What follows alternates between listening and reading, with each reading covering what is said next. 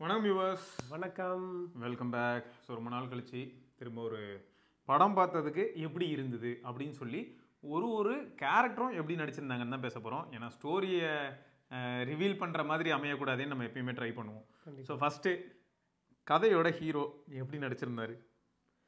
கதையோட ஹீரோவோட இன்ட்ரோடக்ஷனே 20 நிமிஷம் கழித்து தான் வர மாதிரி இருந்தது.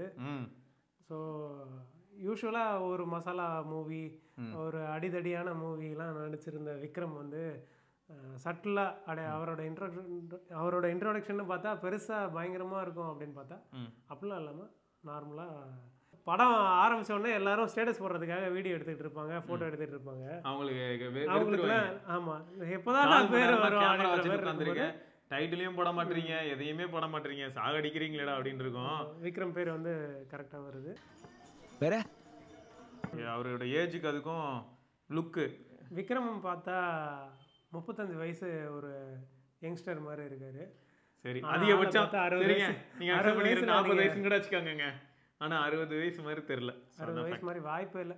ஆல்மோஸ்ட் 60 ஆக போகுது அவருக்கு. ஆமா, நல்ல ஃபார்ம்ல இருக்காரு, பிசிக்ஸ் சம மாசு. ஸோ அது ஒரு ஃபேக்ட். அடுத்து என்னன்னா எஸ்ஜே சூர்யா.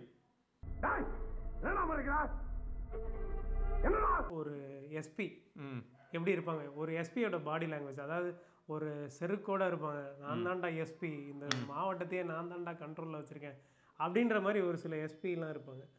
அந்த மாதிரி ஒரு கேரக்டர் எப்படி இருப்பாங்க அப்படின்ற ஒரு இதை வந்து கண்முன்னா நிறுத்திருக்காரு எஸ்ஜே சூர்யா அப்படின்னு சொல்லலாம். அவ்வளோ ஒரு அரகண்டான பிஹேவியர் இருக்கும். ஆனால் பார்த்தா அரகண்டாக இருக்க மாதிரி தெரியாது. பயங்கரமான வில்லத்தனத்தோட எக்ஸிபிட் பண்ணியிருப்பாரு. செமையாக நடிச்சிருக்காரு. சரி, அடுத்து சூரஜ் இது வந்து ஒரு சில படம் பார்த்துருக்கேன். பட் ஆனால் ஒரு அப்படியே அமைதியாக கம்முன்னு தேய்ச்சிக்கிட்டு இருப்பாப்புல. அது முதல் சீனை வீடை பார்த்தீங்கன்னா தெரியும். அவரோட இன்ட்ரோ சீனே அதுதான். ஸோ அவர் மலையாளத்தில் ஒரு பெரிய ஆக்டராக இவால்வ் ஆகிருக்காரு ஒரு 10 வருஷத்தில். இந்த சமயத்தில் அவருக்கு வந்து முதல் தமிழ் படம் அப்படின்னு சொல்லி சொல்கிறாங்க. அவர்கிட்ட ஒரு இன்டர்வியூ கூட இப்போ எடுத்திருந்தாங்க ரீசெண்டாக. அந்த இன்டர்வியூ கூட இப்போ வரும்போது பார்த்துட்டு இருந்தேன். அது பார்க்கும்போதே சொல்லிட்டு இருக்காரு, தமிழ்நாட்டில் நடிக்கணுன்றது அவருக்கு பெரிய ட்ரீம் அப்படின்னு சொல்கிறாரு அந்த இன்டர்வியூலாம். சூப்பர். ஸோ அவருமே நல்லா தான் பர்ஃபார்ம் பண்ணியிருக்காரு. கிளைமேக்ஸ்லாம் வெறித்தனமாக இருக்குது. அதில் அவரும் இருப்பார். ஒரு முக்கியமான ரோல்னு உனக்கும் தெரியும், பார்த்துருந்தேன். நீங்கள் நான் பார்த்துட்டேங்க, கண்டிப்பாக பார்த்துருங்க.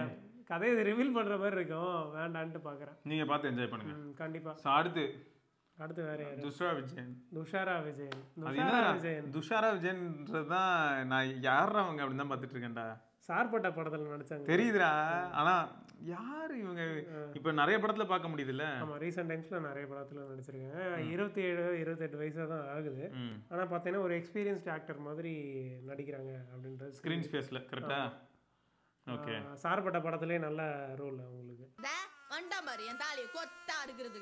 அடுத்து இவர் பிருத்விராஜ் பெரியவர். அந்த இவர் தான் ரவி பீஸ்ட்ல வந்திருப்பாரு. டாக்டர், நீ என்கிட்ட வர்றதுக்கு உனக்கு நான் நீ என்கிட்ட வந்து அவரு தான் பீஸ்ட்ல வந்தாரு. எங்கேயாரு? ஸோ அவர் ஒரு சம பர்ஃபார்மன்ஸு. பாலாஜி அதான் அந்த வெங்கட் கேரக்டர். அந்த கேரக்டர் எப்படின்னா, வீட்டிலே துருன்னு ஒரு பையன் இருப்பான். அந்த பையனோட கேரக்டர் மாதிரி காட்டியிருக்காங்க. ரமேஷ் இந்திரா அப்படிங்கிறவர் தான் அந்த பெரியவராண்டா ஃபர்ஸ்ட். அந்த பெரியவர். ஆமாம். ஸோ அவர் வந்து எப்படின்னா அது கேமியோ மாதிரிங்க. அவர் ரொம்பலாம் இருக்க மாட்டார், சின்ன ரோல் தான். ஆனால் வெயிட்டாக காட்டுவாங்க. அந்த கேரக்டருக்கு ஒரு இதுவாக வந்து நிற்கிறது விக்ரம் தான். ஸோ அது ஒரு முக்கியமான பாயிண்ட்டு. அப்புறம் ஸ்ரீஜா ரவி,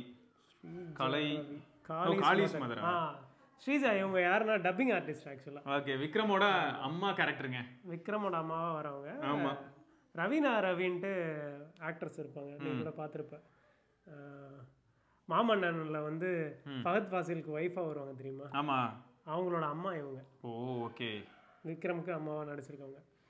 அவங்களும் டப்பிங் ஆர்டிஸ்ட், இவங்களும் dubbing artist. Okay. So part 1 இனிமேல் தான் வரப்போகுதுங்கிறதா ஹைலைட். இது பார்ட் 2 தீரசூரன் பார்ட் 2 இது. ஆமாம், இதுக்கு என்னடா பார்ட் 2 நேராக விட்டுருக்கீங்க அப்படின்னு கேட்டால் நீங்கள் டைரக்டர் தான். அதுக்கேற்ற மாதிரி தான் லிங்க் ஏதோ பண்ண போகிறாங்க போல. சரி, இது எனக்கு பார்க்க எப்படி தெரியுமா இருக்குது? பில்லா எப்படி பில்லா 2 வந்து பில்லா 1ஓட சீக்வல் ப்ரீக்வல் அப்படின்னு சொல்லிட்டு இருந்தாங்க. ஓவராலாக படம் நீ போய் பார்த்த இல்லையா? நிறைய படம் வந்திருக்கு. நம்ம எங்கேஜிங்காக இருந்ததா இல்லையா? அது ஒன்று எப்படி இருந்தது? விசாகத்தில் நான் பார்த்துக்கிறேன். இந்த மாதிரியான மூவிஸில் எண்ணி சொல்லிடலாம் என்னென்ன படம்லாம் நல்லா வந்திருக்கு அப்படின்ட்டு. 2007 வந்து பருத்தி வீரன் வந்தது. 2008 வந்து சுப்பிரமணியபுரம், அது ஒரு ரிமார்க்கபிளான படம். இந்த மாதிரியான லிஸ்ட்டில் இந்த படமும் கண்டிப்பாக வரும் அப்படின்றது அதோட கிளிம்ஸ் தெரியுது. சரி, பாட்டுலாம் பெருசாக எதிர்பார்க்காதீங்க, 2 பாட்டு வரும். பிஜிஎம் எப்படி இருக்கு அதை சொல்லு. படம் ஃபுல்லாக எனக்கு காதில் ஒழிச்சிட்டே இருந்தது பிஜிஎம் தான். மூன்லைட்டோட எஃபெக்டில் எடுத்திருக்க மாதிரி எடுத்திருப்பாங்க ஒரு சீனு, அது செம்மையாக இருக்கும். ஒரு ஏரி கரையில் எடுத்திருப்பாங்க, பனைமரம் இருக்கும், விக்ரமும் அந்த வெங்கட்ன்ற அந்த கேரக்டரும் போயிருப்பாங்க. நீங்க பாப்பீங்க, அது பார்த்தீங்கன்னா தெரியும் அந்த இடம் வந்து நான் சொல்கிறேன் பார்க்கறதுக்கு எப்படி இருக்கு அப்படின்னு. அந்த ரியலிஸ்டிக்காக இருக்கு. குறிப்பாக சொல்லணும்னா அந்த விக்ரம் கார்ல இருந்து இறங்கி வர அந்த போர்ஷன், அது ட்ரைலர்லேயே இருக்கு. ஆமாம், அந்த கார்ல இருந்து இறங்கி வர போர்ஷனாக இருக்கட்டும், அங்கே அந்த வீடை சுற்றி நடக்கக்கூடிய சம்பவம், அந்த ஏரியா, அதெல்லாம் நீங்கள் பார்த்தீங்கன்னா செமையாக இருக்கும், உங்களுக்கே புரிந்து விடும். படம் ஸ்டார்டிங்கில் ஆரம்பிக்கிறதுலேருந்தே உங்களுக்கு கிரிப்பிங்காக தான் இருக்கும். பயந்துட்டான் உங்களுக்கு, சுத்தமாக மூஞ்ச காட்ட மாட்டான். மொத்தம் எங்களுக்குலாம் எப்படி இருந்ததுன்னா, இன்கேஸ் விக்ரமுக்கு ஃபேன்ஸு அப்படின்றவங்க வந்து ஒரு பெரிய க்ரௌட் இருக்குது, அவங்களுக்குலாம் வந்து திரும்ப எப்படி இருக்குது அப்படின்னா, ஏப்பா ரொம்ப நாள் கேப் விட்ட மாதிரியே இருக்குப்பா அப்படின்னு. எனக்கு வந்து தனிப்பட்ட முறையில் என்ன ஃபீல் ஆச்சுன்னா, மகான் வந்தது இல்லையா, அதை வந்து ஒரு வெப் சீரிஸாக விட்டுருக்கணுன்றது காண்டு. ஏன்னா நிறைய கட் பண்ணதை மட்டுமே தனியாக படமாக போட்டுக்கிட்டு இருந்தாங்க. பட் இப்போது இவ்வளோ நாளைக்கு அப்புறம் எனக்கு தெரிஞ்சு நிறைய பேர் வந்து சியான் விக்ரம் ஃபேன்ஸ் அப்படின்னு சொல்லி கத்திட்டு இருந்ததே இந்த படத்துக்கு தான். இந்த படம் வந்து நல்லாவே வந்திருக்கு. அந்த மியூசிக் குறிப்பாக சொல்லணும்னா ஜிவி பிரகாஷ் பண்ணி எடுத்திருக்காரு.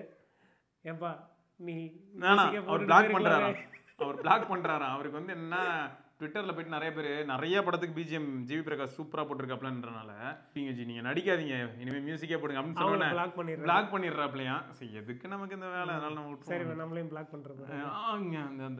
சரிங்க. ஸோ நீங்கள் பார்த்துட்டீங்கன்னா உங்களுக்கு எப்படி இருந்தது அப்படிங்கிறத மறக்காம கீழே கமெண்ட் செக்ஷனில் சொல்லுங்கள். இது தொடர்ந்து நம்ம இன்னொரு பதிவில் சந்திப்போம். அதுக்கு சிவபரணி, வினோத் பச்சையப்பன். பார்க்கலாம். பாய். வேண்டாம், போயிரு, அதான் உனக்கு நல்லது. வரட்டா.